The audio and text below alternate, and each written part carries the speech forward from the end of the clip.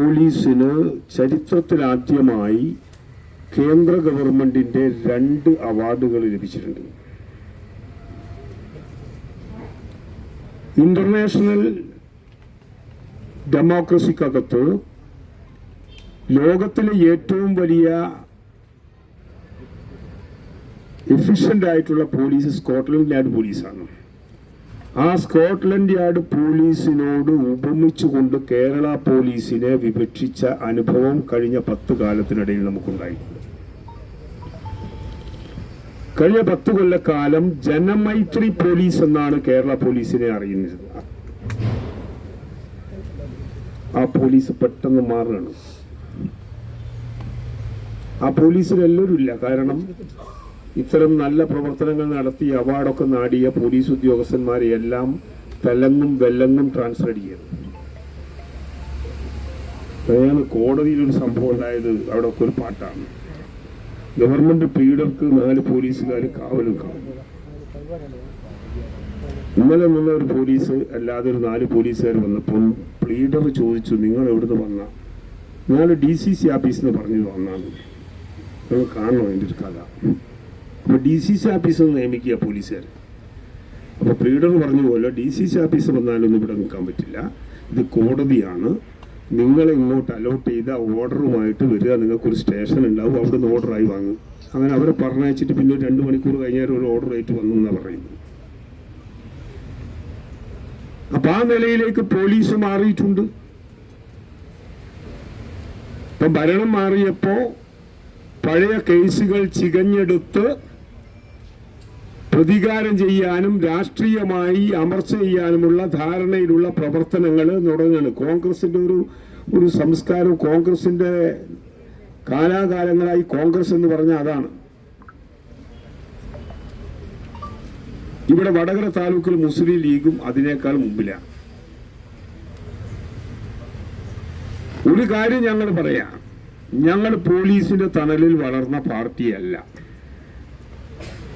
Police ഞങ്ങൾക്ക് പുല്ലാണെന്ന് മുദ്രാവാക്യം വിളിക്കുകയല്ല. ഞങ്ങളുടെ ജീവിതാനുഭവത്തിൽ പോലീസ് ഞങ്ങൾക്ക് പുല്ലാണ്. ജനാധിപത്യ സംവിധാനത്തില് പോലീസിനെ ബഹുമാനിക്കേണ്ടിടത്ത് ഞങ്ങൾ ബഹുമാനിക്കും. പക്ഷെ പോലീസിൻ്റെതല്ലാത്ത പണിയെടുക്കുമ്പോ ആ പോലീസിനെ നേരിട്ട പാരമ്പര്യമുള്ള പാർട്ടിയാണ് കേരളത്തിലെ പാർട്ടി. ലോക്കപ്പില് അകാരണമായി ലോക്കപ്പിൽ അടച്ച പ്രതികളെ ലോക്കപ്പിൽ നിന്ന് പിടിച്ചിറക്കിയ അനുഭവം ഈ കേരളത്തിനകത്തുണ്ടെന്ന് നിങ്ങൾ മനസ്സിലാക്കണം. ഞങ്ങൾ അകാരണമായി ദ്രോഹിച്ചിട്ടുള്ള പോലീസ് ഓഫീസർമാരല്ല ഇന്ന് റിട്ടയർ ചെയ്തിട്ടും സമാധാനപരമായല്ല ജീവിക്കുന്നത് എന്ന യാഥാർത്ഥ്യത്തെയും നിങ്ങൾ തിരിച്ചറിയണം. ഞങ്ങൾ അതിനൊന്നും തുനിയുന്നില്ല. ഞങ്ങൾക്ക് ഇതൊക്കെ പുല്ല. ഇവിടെ ഇപ്പം എന്താ പ്രശ്നം? ഒരു കാഫർ സ്ക്രീൻഷോട്ടിന്റെ പ്രശ്നമാണ്. ഇവിടെ വിശദീകരിച്ചു പോവാൽ മാഷ്. ഞങ്ങൾക്കതില്ല. ഞങ്ങളെ കൂട്ടത്തിൽ നിന്ന് ആരെങ്കിലും തെറ്റ് ചെയ്തിട്ടുണ്ടെങ്കിൽ വിത്ത് എവിഡൻസ് നിങ്ങൾ കേസെടുക്കണം.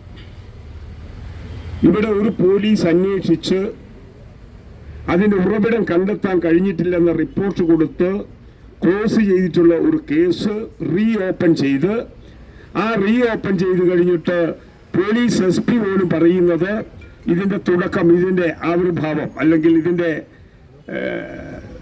ഈ നിർമ്മിച്ചിരിക്കുന്ന കേന്ദ്രം കണ്ടുപിടിക്കപ്പെട്ടിട്ടില്ല. എന്നാൽ ഇത് ഷെയർ ചെയ്തിരിക്കുന്ന ആൾക്കാർ DYFIക്കാർ മാത്രമാണോ? ഇത് ഷെയർ ചെയ്ത ഒരു കോൺഗ്രസ്സുകാരനെ നിങ്ങൾ പിടിച്ചോ? ഇത് ഷെയർ ചെയ്തിരിക്കുന്ന ഒരു ലീഗുകാരനെ നിങ്ങൾ പിടിച്ചോ? നിങ്ങൾ ചോദ്യം ചെയ്തോ? നിങ്ങളുടെ മുമ്പിൽ ഒരു അനുഭവമില്ല പോലീസിന് മുമ്പിൽ? ഈ വടകര പോലീസ് തന്നെ എത്ര കേസുകളാണ് ഇത്തരത്തിലുള്ള തമ്മാടിത്തം നടത്തിയവരെ മേലിൽ എടുത്തത്? ഇവിടെ യൂത്ത് കോൺഗ്രസ് നേതാവ് എന്ത് തോമസാ? മെർലിൻ തോമസ്. ആ മെർലിൻ തോമസിനെ കോടതി ശിക്ഷിച്ചല്ലോ. ആ മെർലിൻ തോമസിനെ ശിക്ഷിച്ചല്ല, ശൈല ടീച്ചറുടെ പേരിൽ അശ്ലീല വീഡിയോ പ്രചരിപ്പിച്ചതിന്റെ ഭാഗമായിട്ടാണ് മെർലിൻ തോമസിനെ ശിക്ഷിച്ചത്. അത് യൂത്ത് കോൺഗ്രസ്സുകാരാണ്.